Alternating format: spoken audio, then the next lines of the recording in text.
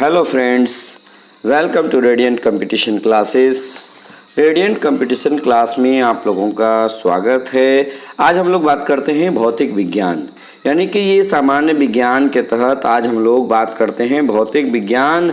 और ये विभिन्न प्रतियोगिता परीक्षाओं में पूछे गए प्रश्नों का संग्रह, 20 प्रश्नों का संग्रह मैं आज आप लोगों को वीडियो के माध्यम से दे रहा हूँ। ठीक है, देखिए इसमें है निम्न तत्वों में से किसमें न्यूट्रॉन नहीं होता है। A oxygen, B nitrogen, C hydrogen, D copper और ई उपर्युक्त में से कोई नहीं या उपर्युक्त में से एक से अधिक। तो इसका सही आंसर हो जाएगा आपका सी नंबर, यानी इसका ऑप्शन क्या होगा, सी। हाइड्रोजन में न्यूट्रॉन नहीं होता है।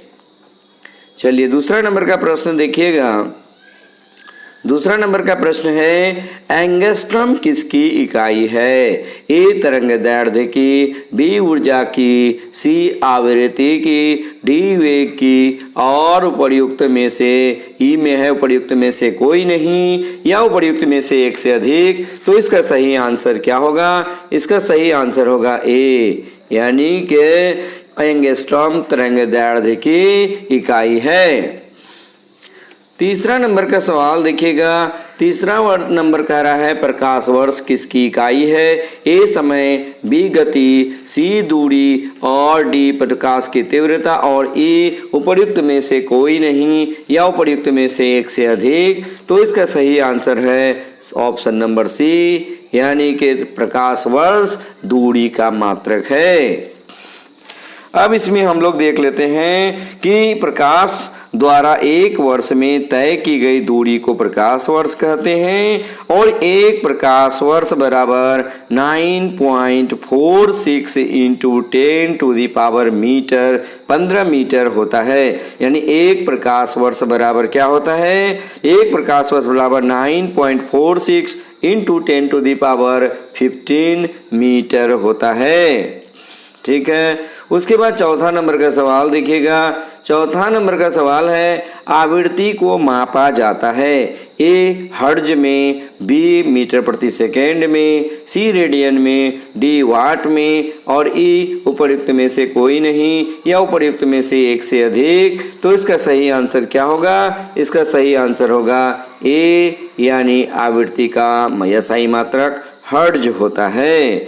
और इसमें देख लीजिए कुछ विशेष बातें हैं। आवृत्ति का SI मात्रक हर्ट्ज होता है। एक सामान्य मनुष्य 20 हर्ट्ज से 20,000 हर्ट्ज आवृत्ति की ध्वनि को सुन सकने में सक्षम होता है। ठीक है, चलिए 5 नंबर का सवाल। 5 नंबर का सवाल देखिएगा कि घड़ी में प्रयोग होने वाले क्वार्ट्ज क्रिस्टल होते हैं। A sodium silicate, B silicon और dioxide, C germanium oxide, D titanium oxide dioxide और ई उपर्युक्त में से कोई नहीं या उपर्युक्त में से एक से अधिक। तो इसका सही आंसर क्या होगा, बी नंबर होगा। इसका सही आंसर क्या होगा, बी होगा, यानी कि सिलिकॉन डाइऑक्साइड इसका सही आंसर होगा। और सिलिकॉन डाइऑक्साइड का सूत्र SiO2 होता है। यद्यपि प्राकृतिक रूप में इनमें से कुछ रॉक क्रिस्टल और राइन स्टोन के रूप में पाए जाते हैं, वस्तुतः जिनका वाणिज्यिक रूप से उपयोग होता है वे मानव निर्मित होते हैं। क्वार्ट्ज क्रिस्टल का प्रयोग रेडियो और टेलीविजन में भी किया जाता है। छठा नंबर का सवाल देखिएगा। विद्युत शक्ति की इकाई है। A ampere, B volt, C coulomb, D watt और ई उपर्युक्त में से कोई नहीं और उपर्युक्त में से एक से अधिक। यानी विद्युत शक्ति का SI मात्रक वाट होता है। विद्युत शक्ति का SI मात्रक क्या होता है, वाट, यानी ऑप्शन नंबर डी बिल्कुल सही है। विद्युत शक्ति बराबर होता है कार्य बटा समय। विद्युत शक्ति बराबर क्या होता है, कार्य बटा समय, यानी विद्युत शक्ति का SI मात्रक वाट होता है। 7वां नंबर का सवाल देखिएगा। हर्ट्ज HZ हर्ट्ज से क्या मापा जाता है। ए आवृत्ति, बी ऊर्जा, सी ऊष्मा, डी गुणवत्ता और ई उपर्युक्त में से कोई नहीं या उपर्युक्त में से एक से अधिक। तो इसका सही आंसर होगा ए आवृत्ति, यानी हर्ट्ज से क्या मापा जाता है, आवृत्ति मापी जाती है। अब इसमें देखिएगा आवृत्ति जो है, आवृत्ति का संकेत जेड होता है और एक सामान्य मनुष्य 20 से 20,000 हर्ट्ज आवृत्ति की ध्वनि सुन सकता है, ये मैं पहले भी बताया।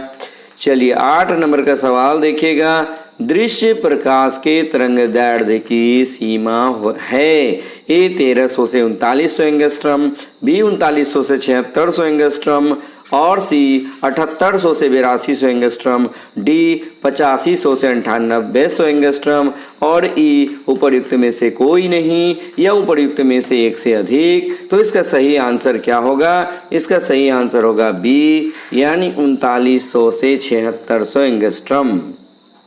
उसके बाद हम लोग देखते हैं क्वेश्चन नंबर 9, इसमें कह रहा है क्या, सौर विकिरण निम्न में से किस परास में दिखता है, ए 100 से 400 nm, बी 400 से 700 nm, सी 740 से 10,000 nm और डी उपर्युक्त में से कोई नहीं। तो इसका सही आंसर होगा बी, यानी इसका सही आंसर क्या होगा, बी होगा, यानी 400 से 700 nm, यानी कि इसमें क्या होता है, nm का फुल फॉर्म क्या होता है, नैनोमीटर। यानी दृश्य प्रकाश के संबंध में कोई निश्चित सीमा रेखा निर्धारित करना कठिन है। यह व्यक्ति की उम्र, आंखों की क्षमता, प्रकाश स्रोत की दूरी एवं तीव्रता आदि बातों पर निर्भर करता है। सामान्य तौर पर इसकी सीमा 320 नैनोमीटर से 860 नैनोमीटर 860 नैनोमीटर होता है, ठीक है। और अमेरिकी अंतरिक्ष एजेंसी नासा ने इसकी सीमा 380 से 700 नैनोमीटर बताता है। एनसीईआरटी की पुस्तक में इसकी सीमा 400 से 700 नैनोमीटर लिखी गई है। अतः परीक्षार्थियों के अनुसार इसका सही आंसर क्या होगा, 400 से 700 नैनोमीटर। तो इसका सही आंसर क्या होगा, 400 से 700 नैनोमीटर, ठीक है, ये एनसीईआरटी के हिसाब से, ठीक है। चलिए 10 नंबर का सवाल देखिएगा, दाब की इकाई क्या है, तो ए न्यूटन प्रति वर्ग किलोमीटर। उसके बाद हम लोग देखते हैं न्यूटन प्रति वर्ग किलोमीटर, ठीक है। उसके बाद है न्यूटन मीटर, उसके बाद C number newton, D number में न्यूटन प्रति मीटर, ई उपर्युक्त में से कोई नहीं या उपर्युक्त में से एक से अधिक। तो इसका सही आंसर क्या होगा, न्यूटन वर्ग मीटर, न्यूटन वर्ग मीटर, यानी कि इसका सही आंसर क्या होगा, न्यूटन वर्ग मीटर, ये प्रति नहीं होगा, न्यूटन वर्ग मीटर, न्यूटन वर्ग मीटर, प्रति नहीं होगा, वर्ग मीटर। आप इसको एक बार बढ़िया से देख लीजिए, इसका क्या होगा, न्यूटन वर्ग मीटर, न्यूटन वर्ग यानी मीटर स्क्वायर, न्यूटन वर्ग मीटर, ठीक है। यानी ऑप्शन नंबर ए बिल्कुल सही है, ये प्रति नहीं होगा, न्यूटन वर्ग मीटर होगा, ठीक है। 11 नंबर का सवाल देख लीजिए। 11 नंबर का सवाल कह रहा है, निम्न में से कौन सी अदिश राशि है, ए बल, बी दाब, सी वेलोसिटी, डी त्वरण और ई उपर्युक्त में से कोई नहीं या उपर्युक्त में से एक से अधिक। तो इसका सही आंसर क्या होगा, इसका सही आंसर होगा बी, यानी बी क्या है, अदिश राशि है। अब अदिश राशि और सदिश राशि क्या होता है, इसको भी एक बार देख लेते हैं। वे राशियां जिनको व्यक्त करने के लिए दिशा एवं परिमाण दोनों की आवश्यकता होती है, सदिश राशियां कहलाती है, जैसे बल, वेग, विस्थापन, त्वरण, संवेग आदि। लेकिन जिन राशियों को व्यक्त करने के लिए केवल परिमाण की आवश्यकता होती है, दिशा की नहीं, उन्हें अदिश राशियां कहते हैं, जैसे आयतन, दाब, चाल, दूरी आदि, ठीक है। चलिए नेक्स्ट हम लोग देखते हैं 12 नंबर का सवाल।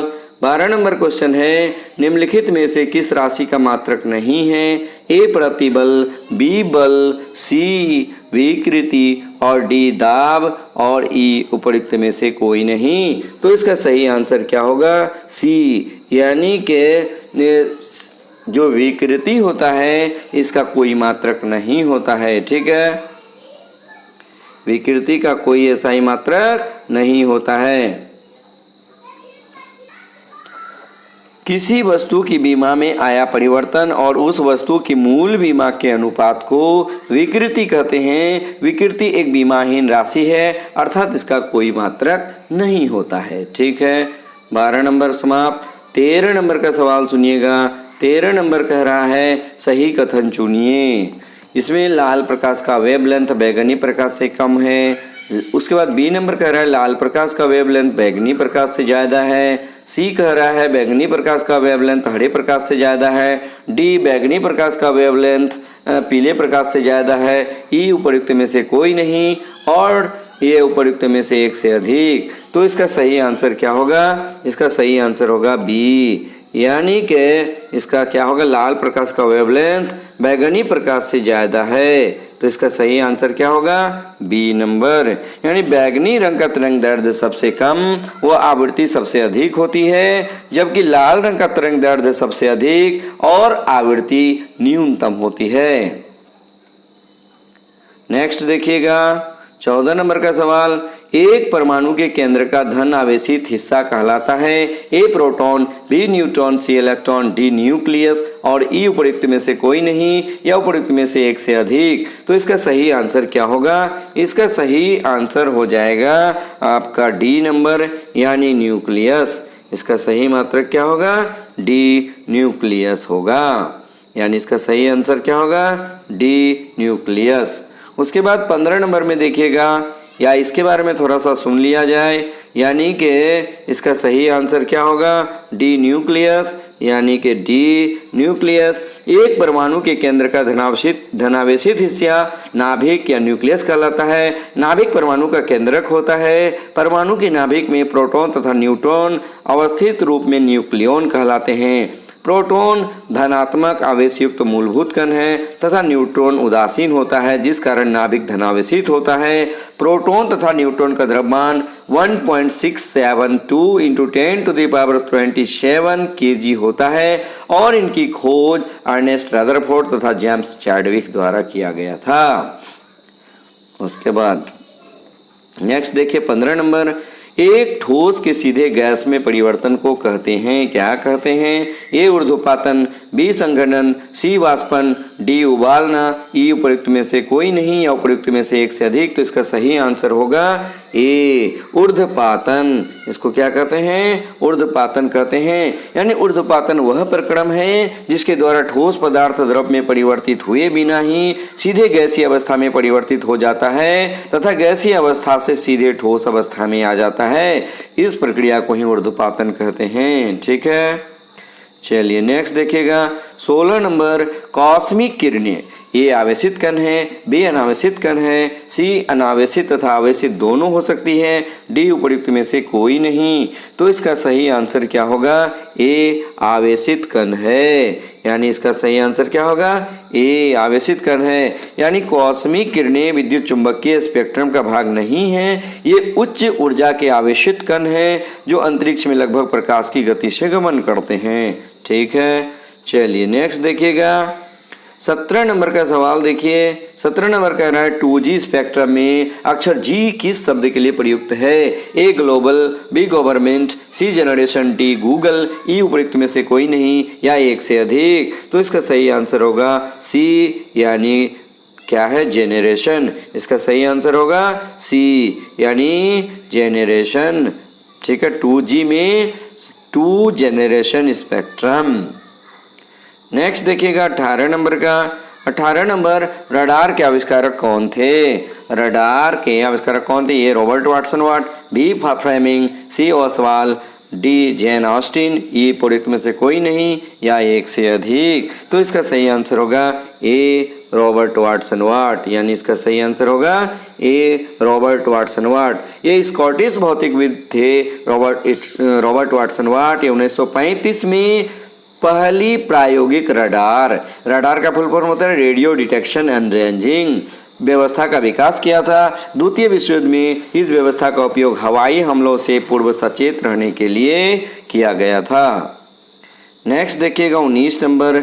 गॉड पार्टिकल है ए न्यूट्रिनो, बी हिग्स बोसॉन, सी मेसॉन, डी पॉजिट्रॉन और ई इनमें से कोई नहीं, इसमें से कोई नहीं और उपर्युक्त में से एक से अधिक। तो इसका सही आंसर है हिग्स बोसोन, यानी ऑप्शन नंबर बी बिल्कुल सही है। हिग्स बोसोन एक मूल कण है जिसकी प्रथम परिकल्पना वर्ष 1964 में की गई थी और इसका प्रायोगिक सत्यापन 14 मार्च 2013 को किया गया। वैज्ञानिक समुदाय के बाहर और मीडिया द्वारा अक्सर इस कण को ईश्वरीय कण या गॉड पार्टिकल उपनाम से संदर्भित किया जाता है। हिग्स बोसोन कण की खोज करने वाले वैज्ञानिकों की जोड़ी ब्रिटेन के पीटर डब्ल्यू हिग्स तथा बेल्जियम के डब्ल्यू एंकलर्ट को वर्ष 2013 के भौतिक विज्ञान के क्षेत्र के नोबेल पुरस्कार से पुरस्कृत किया जा चुका है। 20 नंबर देखिएगा, सी.वी. रमन को भौतिकी का नोबेल पुरस्कार कब प्राप्त हुआ था? ए 1928, बी 1930, सी 1932, डी 1950 और ई उपयुक्त में से कोई नहीं या उपयुक्त में से एक से अधिक। तो इसका सही आंसर होगा बी, यानी सी.वी. रमन को भौतिकी का नोबेल 1930 ईस्वी में दिया गया था।